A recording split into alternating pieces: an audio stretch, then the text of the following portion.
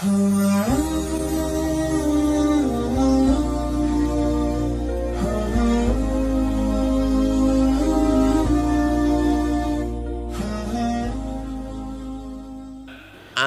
yang tertunda sudah jadi judul sinetron.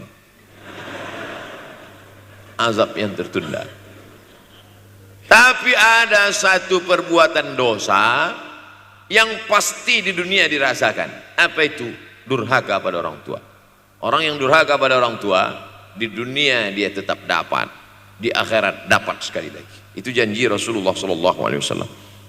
Lama hidup banyak dirasa, jauh berjalan banyak dilihat, lama jadi ustadz banyak yang curhat.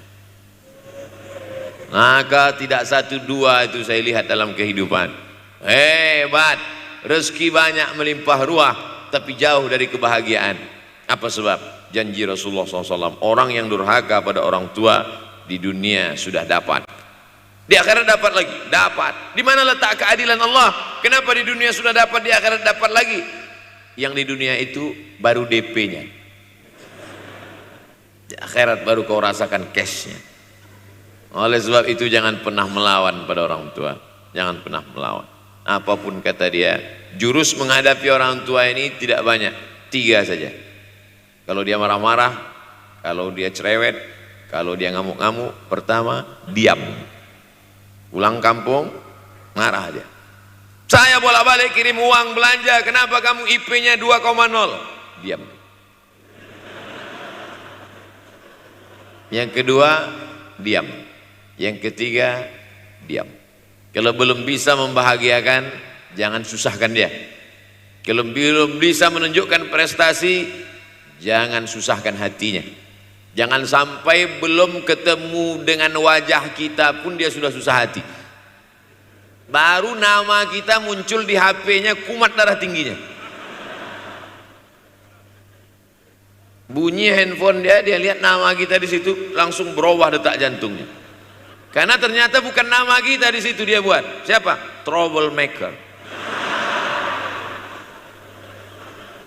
Oleh sebab itu jangan susahkan orang tua. Saya tidak ujuk-ujuk langsung jadi ustadz. Saya sempat jadi mahasiswa terlama di dunia. Saya kuliah di Mesir tahun 1998 sampai 2002. 4 September 1998 menginjakkan kaki di Kairo. November pulang tahun 2002. Tidak pernah sekalipun saya menyusahkan orang tua saya. Tak pernah saya minta uang pada mereka. Sampai almarhumah emak saya bertanya, kau makan apa di sana? Makan nasi, saya bilang. Dari mana dapat uang? Beasiswa saya cukup, mak. 162 pon. 50 untuk makan, 50 untuk rumah, tinggal 62. 20 dibagi lagi untuk ongkos, 20 untuk buku, 20 disimpan, mana tahu demam sakit nggak ada uang. Sampai pulang. Sampai akhirnya dia kasih tanya, gimana caranya ngirim uang supaya nanti di akhirat kalau Allah bertanya, pernah nggak ngirim uang? Pernah. Ya, saya tak mau menyusahkan. Saya menganggap kalau nanti saya minta hatinya susah, kalau nanti saya banyak minta saya tak bisa balas, maka saya bukan berarti mengajak adik-adik tidak minta uang. Saya paham tak semuanya dapat beasiswa, artinya minta. Cuman kalau minta ya pulang nanti sampaikan ke orang tua, saya sudah dengar ceramah Ustaz Somad maka saya tidak minta lagi, mah. Tidak. Tapi tolong dirapel setahun sekali aja.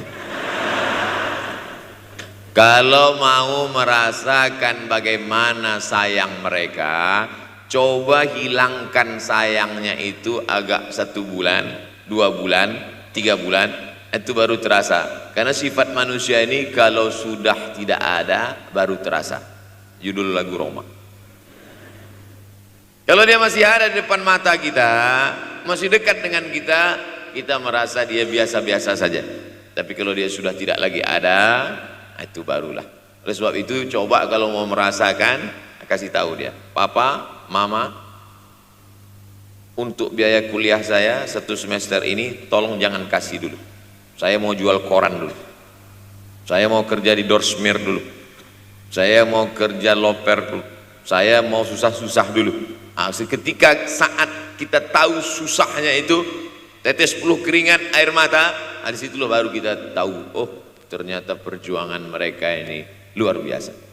Saya tidak bicara ceramah saja, tapi dalam kehidupan saya pribadi dulu saya laksanakan, saya pernah buat, saya pernah kerjakan, tapi tidak saya rencanakan itu saya harus begini, tidak.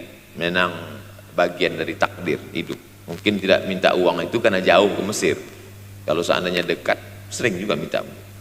Nah, memang dikondisikan saya untuk terbang jauh ke Mesir, lalu kemudian setelah jauh itu tidak meminta, tapi kemudian setelah pulang berjumpa sempat bersama orang tua bulan Maret 2019 kemarin baru meninggal dunia ketika saya sedang ceramah di Madura, Pulau Madura, diundang oleh sahabat saya, kakak kelas di Mesir dulu, Dr. Fauzi Tijani.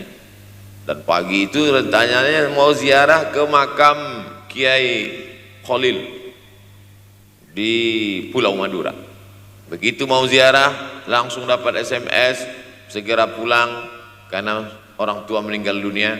Akhirnya saya langsung ke airport Surabaya dan langsung pulang. Sebelum malam sudah tiba pemakaman. Artinya apa?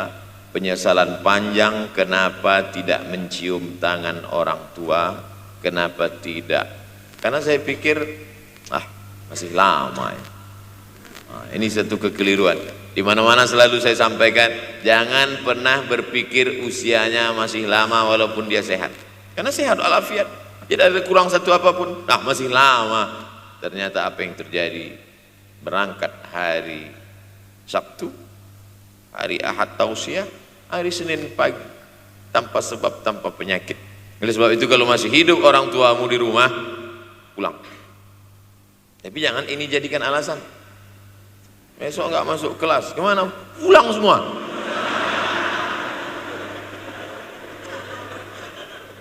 Pulang sesuai dengan kondisi, situasi dan keadaan.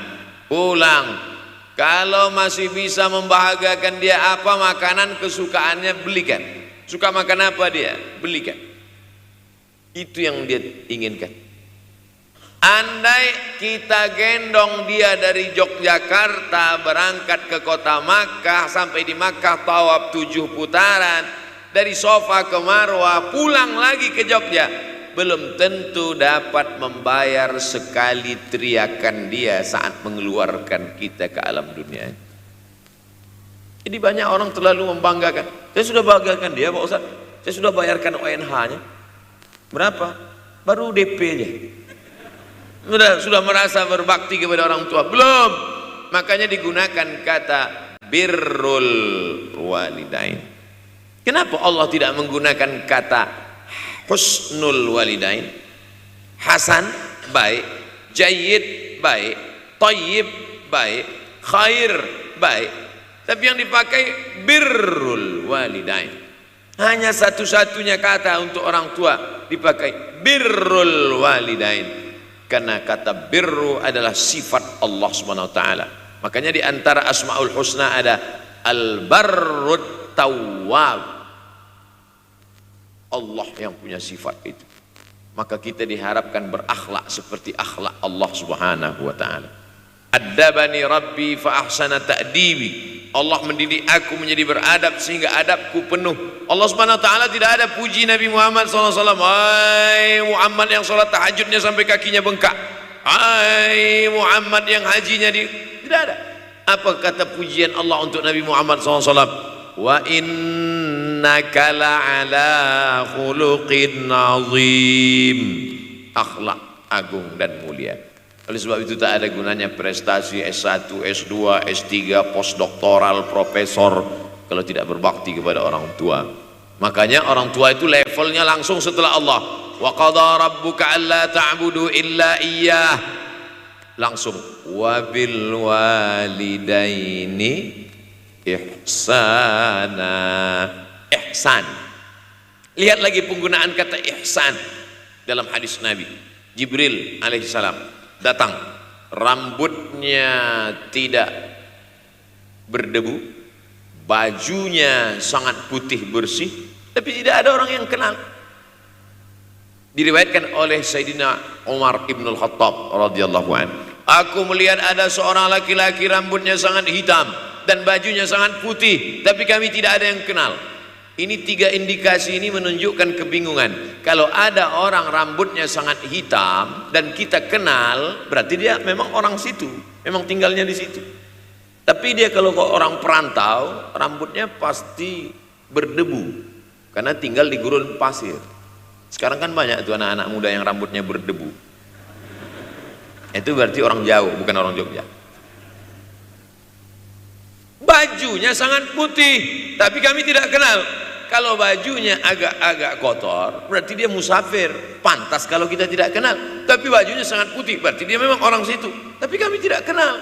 Kata Umar bin Khattab, rambutnya sangat hitam, bajunya sangat putih, tapi kami tidak kenal. Dan dia duduk berhadapan-hadapan dengan Nabi, lututnya dekat dengan lutut Nabi, tapi kami tidak kenal. Dia bertanya tentang iman, dia bertanya tentang Islam, dia bertanya tentang ihsan. Setelah selesai baru Nabi bertanya, Umar, ya, kamu tahu siapa tadi yang datang bertanya tentang iman, Islam dan ihsan itu? Tidak. Jibril yu'allimukum dinakum. Tadi yang datang itu adalah Jibril alaihissalam. Orang selevel Umar bin Khattab tidak kenal Jibril. Ada orang Indonesia baru ketemu Jibril.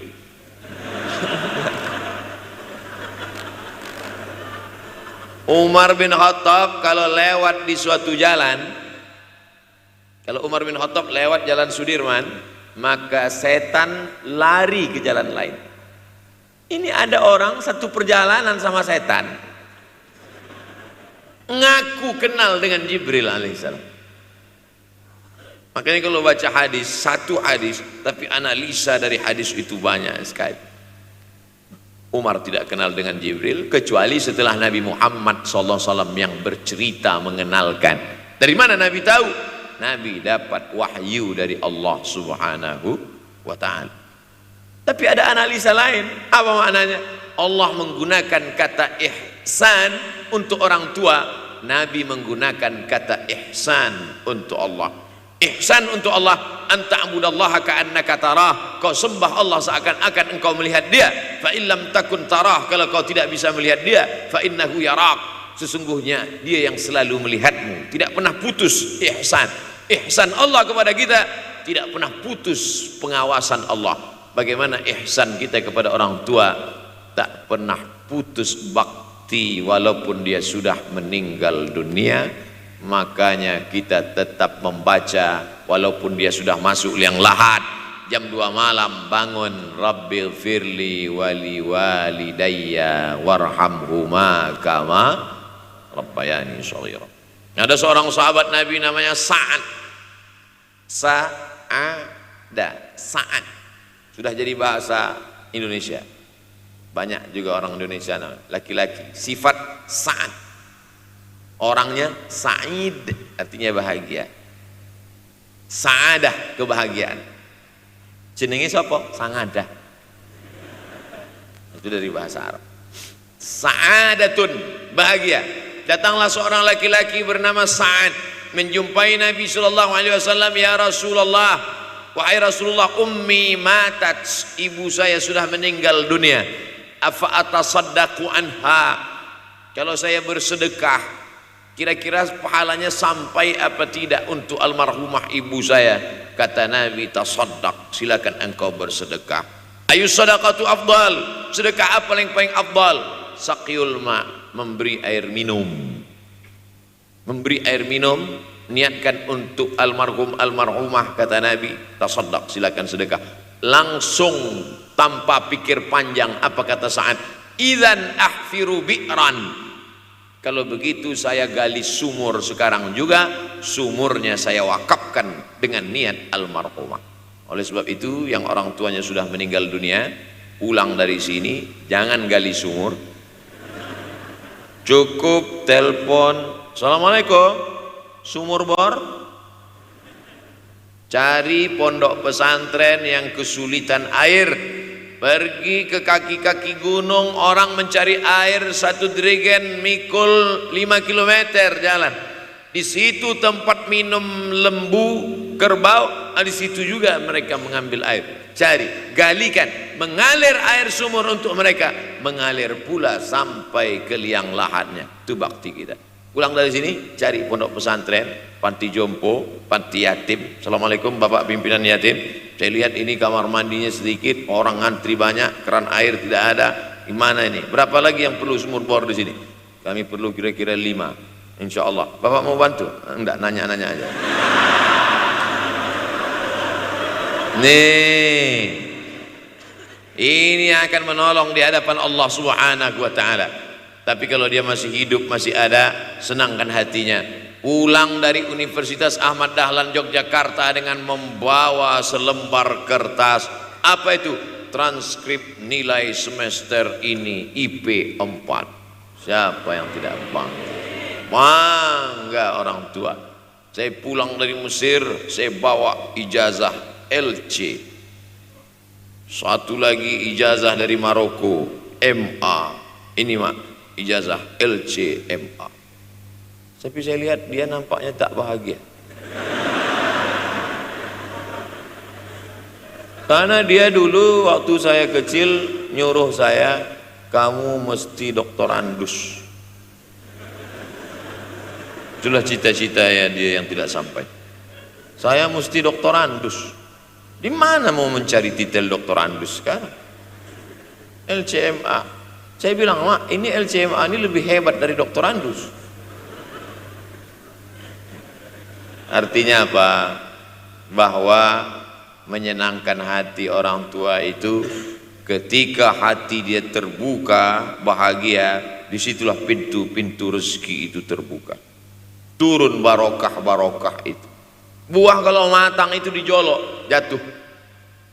Dan menjatuhkan rahmat Allah itu, membuka pintu-pintu langit, mengetuk pintu-pintu rahmat dan ridha Allah dengan ridha orang tua. Makanya kata Nabi, ridha Allah fi ridhal walidain.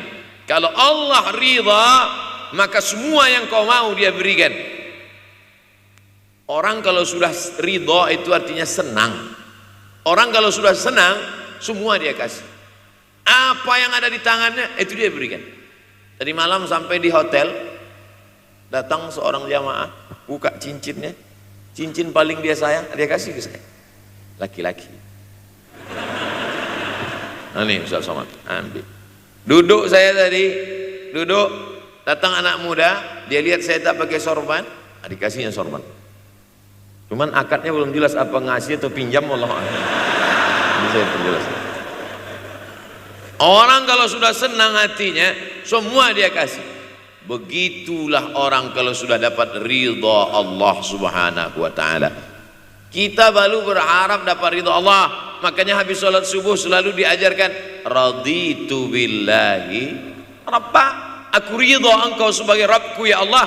Apakah Allah ridha terhadap kita? STJ, status tak jelas. Cara mendapatkan ridha Allah, pancing dengan ridha orang tua, senangkan hatinya, terbuka pintu rezeki. Makanya sulit hidup kita, sempit. Dari kerut kening kita udah kelihatan. Kenapa? Karena tidak ada ridha Allah, akibat tidak pernah menyenangkan hati orang tua. Senangkan orang tuamu, jadikan dia seperti raja, maka rezekimu akan melimpah seperti rezeki raja-raja. Bukan hadis Nabi, dapat saya dari grup WhatsApp. Senangkan saja hatinya, apa yang dia mau beri, tapi dengan cara yang halal. Nah, ini harus dalam kurung syarat dan ketentuan berlaku.